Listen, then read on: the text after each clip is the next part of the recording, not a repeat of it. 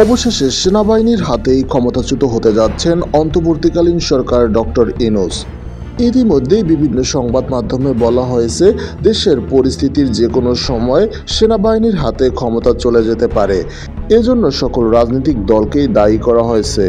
এদিকে সাবেক প্রধানমন্ত্রীর পুত্র সোহেল তাজ একটি একান্ত সাক্ষাৎকারে বলেন, দেশের পরিস্থিতি অরাজক সৃষ্টি হলেই ক্ষমতা নিয়ে যেতে পারে সেনাবাহিনী।